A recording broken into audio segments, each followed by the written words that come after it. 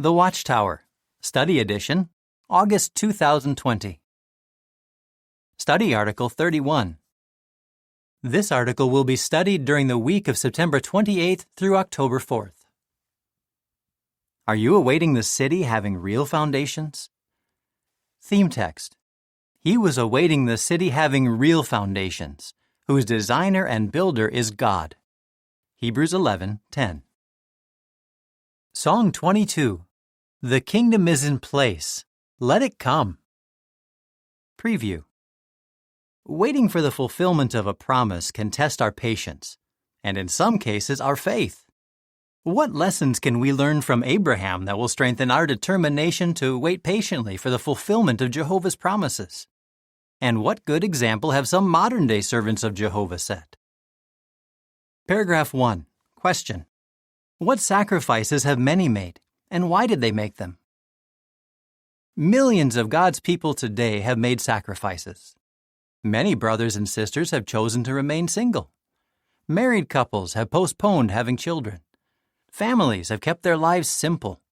All have made these decisions for one important reason. They want to serve Jehovah as fully as possible. They are content and trust that Jehovah will provide all the things they truly need. Will they be disappointed? No. Why can we be certain of that fact? One reason is that Jehovah blessed Abraham, the father of all those having faith. Romans 4:11. Paragraph 2. Question A.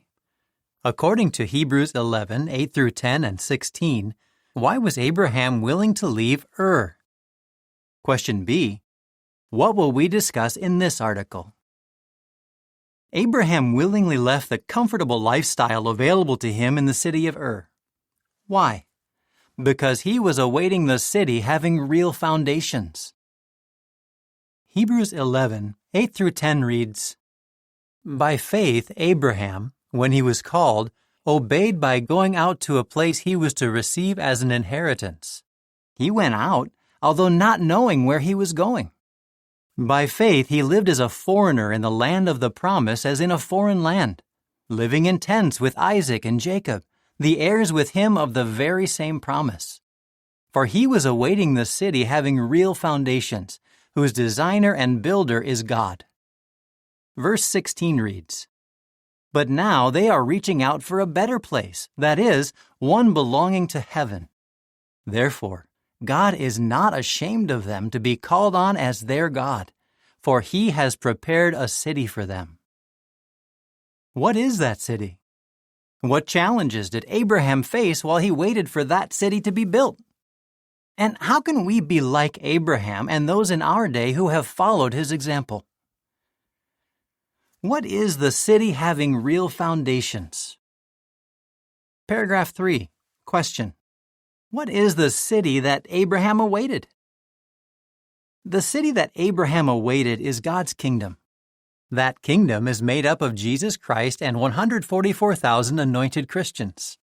Paul refers to the kingdom as a city of the living God, heavenly Jerusalem. Hebrews 12:22. Jesus taught his disciples to pray for this same kingdom, asking that it come so that God's will can take place on earth as it does in heaven. Paragraph 4. Question. According to Genesis 17:1, 2, and 6, how much did Abraham know about the city, or kingdom that God promised? Did Abraham know the details of how God's kingdom would be structured? No. For many centuries, those details were a sacred secret. But Abraham did know that some of his offspring would become kings. Jehovah had specifically made that promise to him. Genesis 17:1 and 2 reads, When Abram was 99 years old, Jehovah appeared to Abram and said to him, I am God Almighty. Walk before me and prove yourself faultless. I will establish my covenant between me and you, and I will multiply you very, very much. Verse 6 reads, I will make you very, very fruitful, and will make you become nations, and kings will come from you. Abraham had such strong faith in God's promises that it was as if he could see the Anointed One or Messiah who would be king of God's kingdom. For this reason, Jesus could tell the Jews in his day, "Abraham your father rejoiced greatly at the prospect of seeing my day, and he saw it and rejoiced." John 8:56. Clearly, Abraham knew that his descendants would form a kingdom that had Jehovah's backing, and he was willing to wait for Jehovah to fulfill that promise. Paragraph 5. Question. How do we know that Abraham was waiting for the city designed by God? How did Abraham show that he was waiting for the city or kingdom designed by God? First, Abraham did not join himself to any earthly kingdom. He remained a nomad, choosing not to settle down and give his support to a human king. In addition, Abraham did not try to set up his own kingdom. Instead, he kept obeying Jehovah and waited for him to fulfill his promise. In doing so, Abraham showed extraordinary faith in Jehovah. Let us examine some of the challenges he faced and see what we can learn from his example. The picture caption reads, "How did Abraham show his faith in Jehovah's promises?" What challenges did Abraham face? Paragraph 6. Question. What kind of city was Ur? The city Abraham left was relatively safe, sophisticated, and comfortable. It was protected by massive fortifications and a moat on 3 sides. People in Ur were proficient in both writing and arithmetic. And the city apparently was a center for business. Many business documents have been found at the site. Private houses were made of brick. The walls were coated with plaster and then whitewashed. Some of these homes had 13 or 14 rooms surrounding a paved courtyard. Paragraph 7. Question. Why did Abraham have to trust that Jehovah would protect him and his family? Abraham had to trust that Jehovah would protect him and his family. Why? Recall that Abraham and Sarah left the safety and comfort of living in a house in the city of Ur to dwell in tents in the open fields of Canaan. No longer were he and his family protected by thick walls and deep moats. Instead, they were now vulnerable to attack by enemy forces. Paragraph 8. Question. At one time, what did Abraham have to deal with? Abraham did God's will, but at one time he struggled to feed his family. He had to deal with a severe famine that struck the very land to which Jehovah had sent him. That famine was so bad that Abraham decided to move his family to Egypt temporarily. However, while he was in Egypt, Pharaoh, the ruler of the country, took his wife from him. Imagine the anxiety that Abraham must have felt until Jehovah persuaded Pharaoh to return Sarah to Abraham. Paragraph 9. Question. What family difficulties did Abraham have to cope with? Abraham's family life was difficult. His beloved wife, Sarah, could not have children. For decades, they had to deal with that bitter disappointment. Eventually, Sarah gave her servant girl Hagar to Abraham so that she could bear children for Abraham and Sarah. But when Hagar became pregnant with Ishmael, she began to despise Sarah. The situation became so difficult that Sarah chased Hagar away from home. Paragraph 10. Question. What incidents involving Ishmael and Isaac tested Abraham's trust in Jehovah? Sarah finally became pregnant and gave Abraham a son whom he named Isaac. Abraham loved both of his sons, Ishmael and Isaac. But because of the bad way that Ishmael treated Isaac, Abraham was forced to send Ishmael and Hagar away. Later, Jehovah asked Abraham to offer Isaac as a sacrifice. In both cases, Abraham had to trust that Jehovah would eventually make things turn out well for his sons. Paragraph 11. Question. Why did Abraham have to wait patiently on Jehovah? Throughout this time, Abraham had to learn to wait patiently on Jehovah. He was likely over 70 when he and his family left Ur. and for some 100 years he lived in tents, roaming the land of Canaan. Abraham died when he was 175, but he did not see Jehovah fulfill his promise to give the land he walked on to his descendants. And he did not live to see the city, God's kingdom, established. Even so, Abraham is described as dying old and satisfied. Genesis 25:8. Despite all the challenges he had to deal with, Abraham maintained strong faith and was content to wait on Jehovah. Why was he able to endure? Because throughout Abraham's life, Jehovah protected him and treated him as a friend. Paragraph 12. Question. What are we waiting for, and what will we consider? Like Abraham, we are awaiting the city having real foundations. We are not waiting for it to be built, however. God's kingdom was established in 1914 and has already taken complete control of heaven. But we are waiting for it to take complete control of the earth. While we wait for that to happen, there are many situations that we must deal with that are similar to those that Abraham and Sarah faced. Have Jehovah's modern-day servants been able to imitate Abraham's example? The life stories published in the Watchtower show that, like Abraham and Sarah, many today have had faith and patience. Let us consider just a few of those stories and see what we can learn. The following is a description of the pictures being considered with paragraph 12. An elderly couple continue faithfully serving Jehovah despite challenges. They keep their faith strong by focusing on Jehovah's promises for the future. The picture caption reads, "Like Abraham and Sarah, how do God's servants show faith and patience?" Imitating Abraham's example. Paragraph 13. Question. What do you learn from the experience of Brother Walden? Be willing to make sacrifices. If we are to put God's city, the kingdom, first in our lives, we must be like Abraham, who willingly made sacrifices to please God. Note the example of a brother named Bill Walden. The footnote reads, Brother Walden's life story is published in the December 1st, 2013 issue of the Watchtower, pages 8 through 10. End of footnote.